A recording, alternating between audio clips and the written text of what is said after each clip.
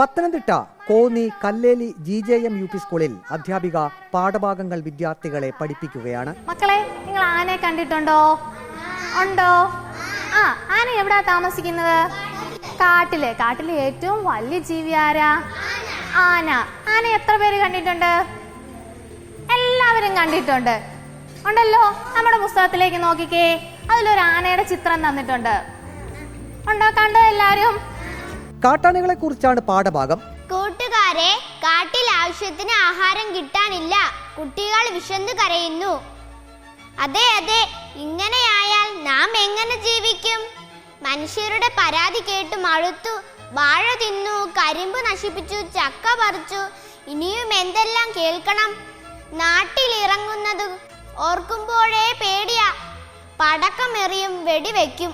പാഠപുസ്തകത്തിൽ പറയുന്ന കാട്ടാനകളെ സ്കൂൾ പരിസരത്ത് നേരിട്ട് കണ്ട് ഭയത്തോടെ സ്കൂളിൽ കഴിയേണ്ട അവസ്ഥയിലാണ് ഈ വിദ്യാർത്ഥികൾ. സ്കൂൾ മുറ്റത്തേക്ക് കളിക്കാനിറങ്ങാൻ പോലും ഭയമാണ്. കാട്ടാന തകർത്ത ക്ലാസ് മുറിക്ക് സമീപത്തെ കൃഷിയിടത്തിലെ കൽക്കെട്ട് അതേപടി അവിടെ കിടക്കുന്നു.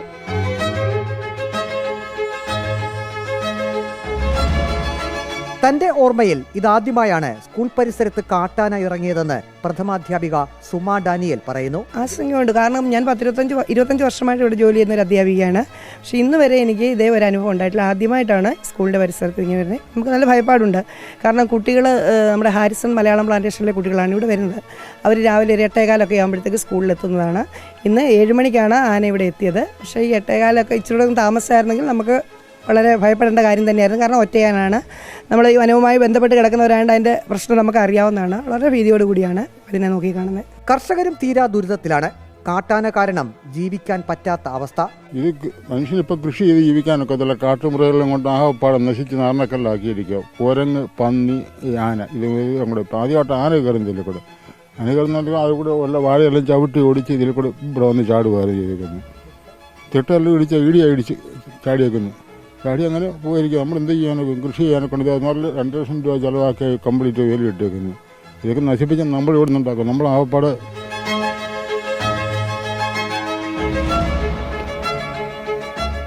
ഇതുകൊണ്ടൊക്കെ ജീവിക്കുന്ന പ്രകാരം ഒരുപാടൊന്നുമില്ല. ഇതൊക്കെ കാട്ടുമൃഗങ്ങൾ നമ്മൾ ജീവിപ്പിക്കാൻ സമ്മതിക്കത്തില്ല. എന്താ ചെയ്യുന്ന പറയാം.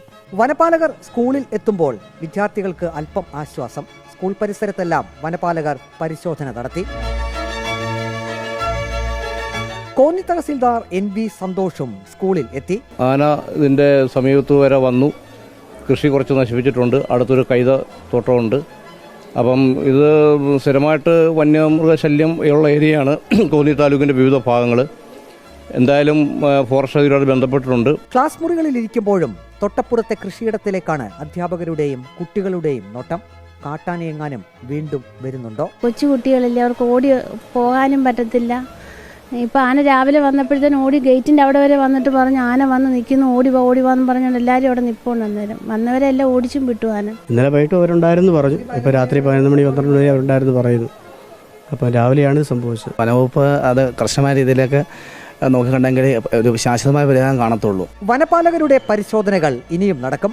പക്ഷേ അതുകൊണ്ട് മാത്രം സ്കൂൾ പരിസരത്ത് കാട്ടാന വരുന്നത് തടയാൻ കഴിയുമോ? അധ്യാപകരുടെയും വിദ്യാർത്ഥികളുടെയും ചോദ്യം ഇതാണ്. വീഡിയോ ജേർണലിസ്റ്റ് അജി കൊടുമുണ്ണൊപ്പം reporter Praveen Purushothaman. In reporter, Pathanamthitta.